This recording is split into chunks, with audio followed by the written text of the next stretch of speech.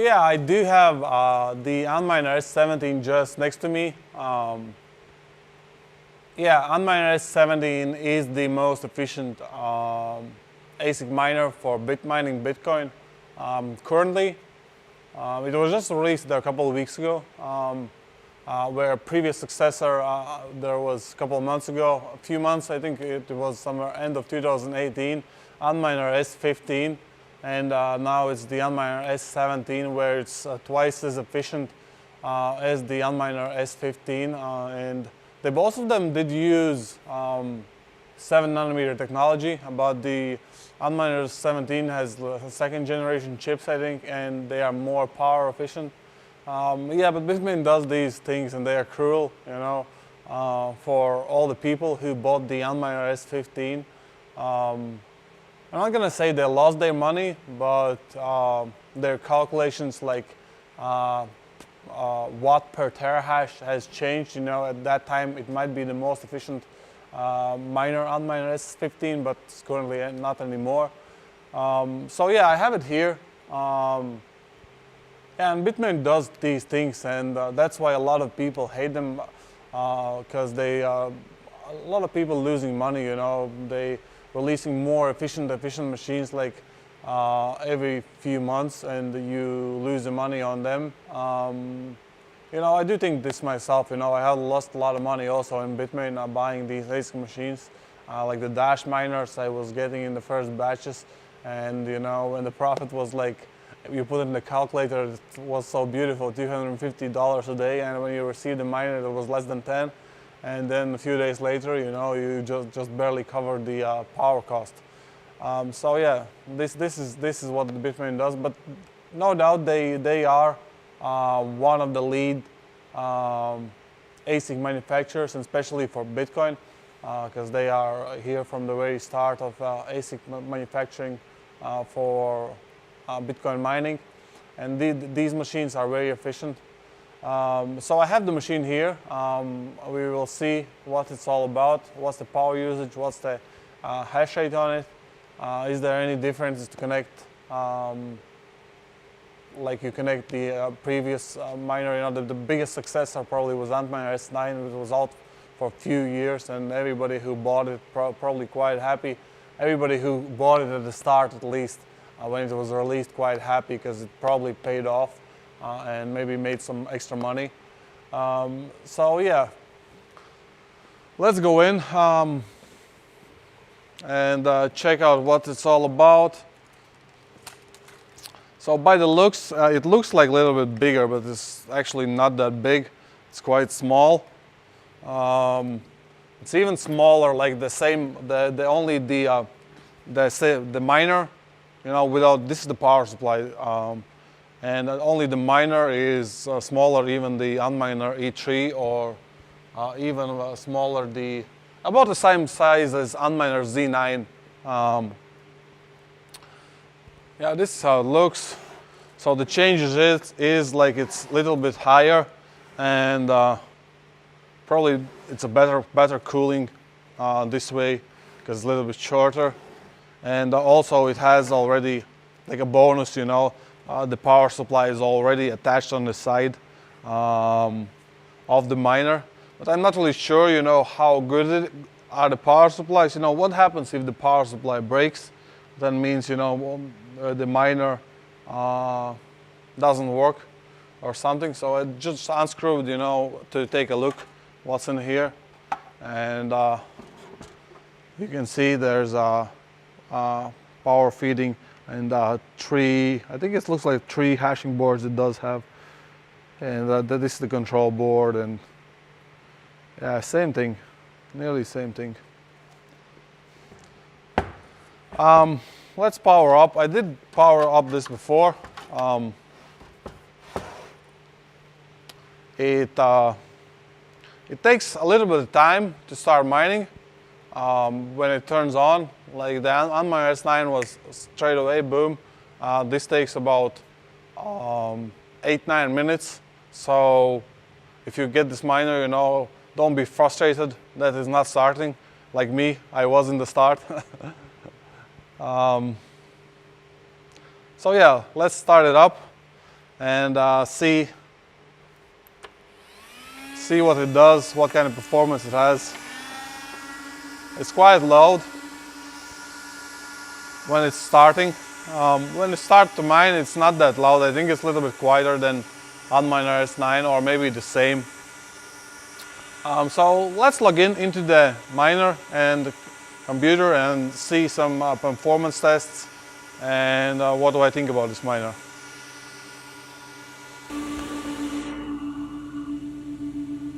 I have this miner up and running now. You might hear some noise in the background, and yeah, there's no change absolutely on the software side. It's connecting the same way as any other Antminer. So you just log into through the IP address and through your web browser, and you log in, you configure your miner. So I will show you now. Miner configuration is absolutely the same, but they have added like a setup work mode, low power and normal. I have tested both of them out. Currently I'm running on normal. You can see it is 53 terahash, and the power usage from the wall is, let me turn on the camera.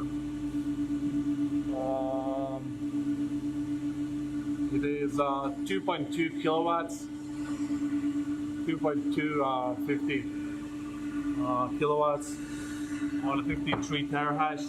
And I tried also, I'm not going to be turning on the low power mode now, because you know it takes a long time to switch between them, about 10 minutes. Low power mode does 50 terahash at 2000 watts, so you save 200 watts for 3 terahash, which I think is pointless. I think so. It's probably run on the maximum. Maybe if your chips, some of them gets overheated or something, you want to turn on low power mode. At the start, when you turn on the miner,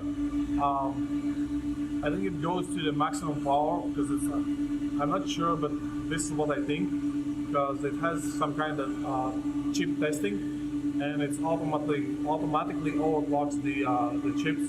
It's testing probably how much each chip overclock can handle, and then it overclocks. It goes to the miner goes about 2,700 watts, and but the miner status doesn't show. And after then, when it drops about 2,200 watts, then it starts to show the hash rates and mining process.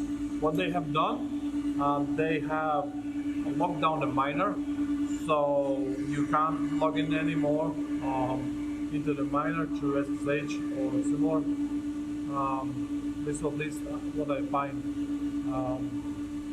I heard about this before, that they're doing something like this, that people are trying to overclock and get more performance out of them, and they want to stop this. But probably somebody will figure out how to go in this. I assume these miners could do a lot more, because like I see the frequency here, it's overclocked 575, 571, 550.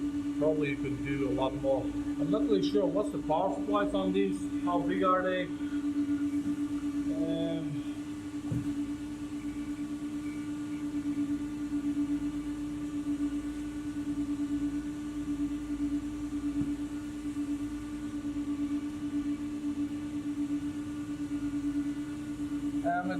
It doesn't say.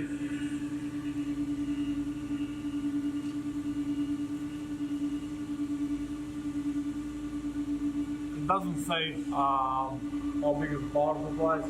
I will check out and maybe leave in the comment section how big are the power supplies on the miner. So yeah, this is the miner. This can mine Bitcoin. Oh, the profitability on this is.